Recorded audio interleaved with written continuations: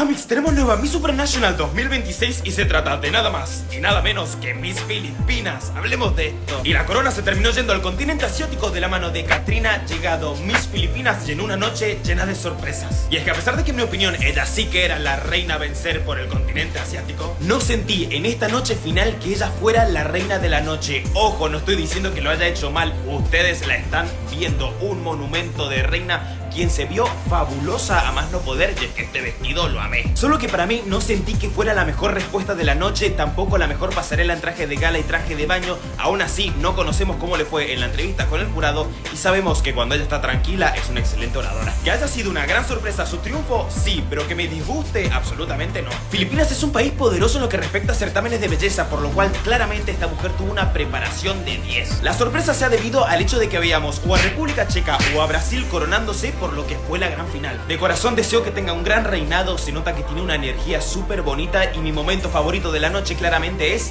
este, cuando todas las reinas van a festejar junto con la ganadora. Quiero saber qué opinan de que la nueva Miss Supranational 2026 sea Miss Filipinas. Yo los leo. Melissa, ¿cómo te sientes de ser la soberana? Mañana hablamos. ¿Te sientes? Escándalo, críticas a la nueva Miss Universo República Dominicana por decir mañana hablamos a la prensa. Además, más críticas a la señora Magali Febles, que ya está acostumbrada por estas declaraciones que dio. Soy Jan Castro y aquí te lo cuento. Melissa, ¿cómo te sientes de ser la soberana? Mañana hablamos. ¿Te sientes bien? Esas son las declaraciones de Miss Universo República Dominicana Melissa Núñez. Ya está recibiendo críticas porque dijo mañana hablamos a la prensa.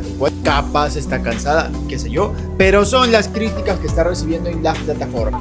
Pero nadie quiere una corona más que yo, porque yo estoy loca por traer esa corona a República Dominicana, porque estoy aquí por una misión. Yo no tengo aquí a nadie, yo estoy aquí en una misión. Y es traerle esta corona a República Dominicana y ojalá sea este año, porque todo el mundo lo quiere, pero nadie lo quiere más que yo ahora.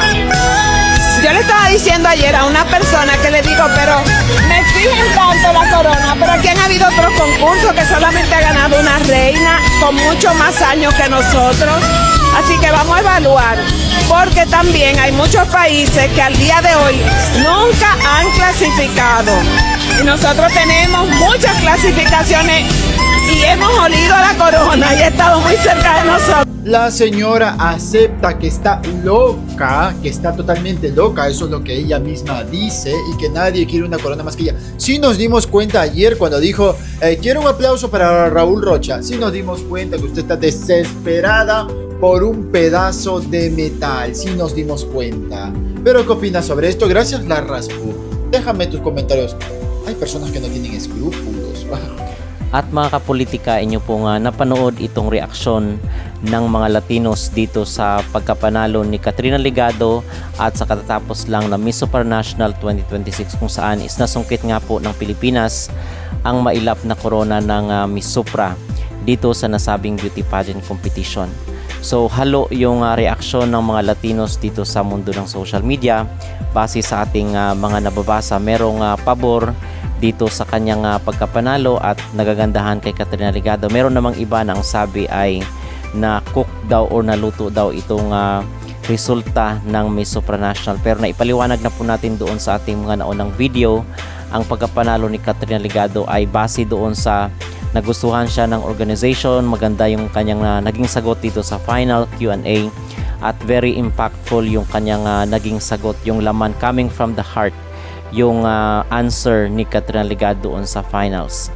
So apparently ay talagang legit ang pagkapanalo ni Katrina dito, kahit na sorpresa ang lahat at nagulat ang lahat dito sa naging resulta ng kompetisyon, kasi marami ang mga nagsabi na si Czech Republic daw ang winner, si Indonesia daw ang winner, pero sa hindi inaasahang pagkakataon ay si Katrina ang nag-uwi ng corona ng Miss Supranational. So dito sa sinasabi ng mga Latinos na hindi daw deserve ni Katrina yung corona ng Miss Supranational, ay wala na po silang magagawa dahil in the first place ay tapos na po ang kompetisyon.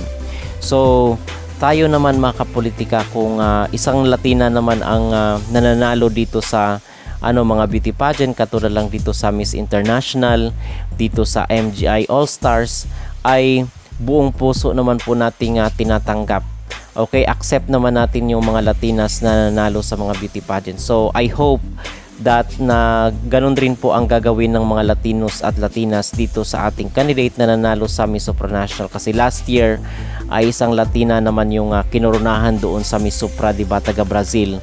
So apparently ay talagang it's a weather time. Hindi sa lahat ng pagkakataon ay sila yung nanalo. Minsan binibigay rin ito sa ibang tao.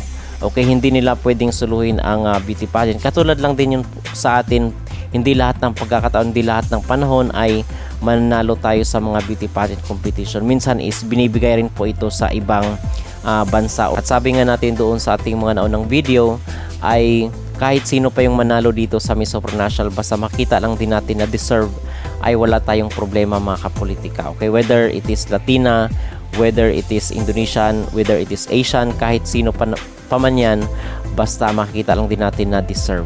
Okay, so I hope na tanggapin rin po ng mga Latinos si Katrina, dahil pag sila naman yung nanalo dito sa mga beauty pageant ay tinatanggap naman natin sila.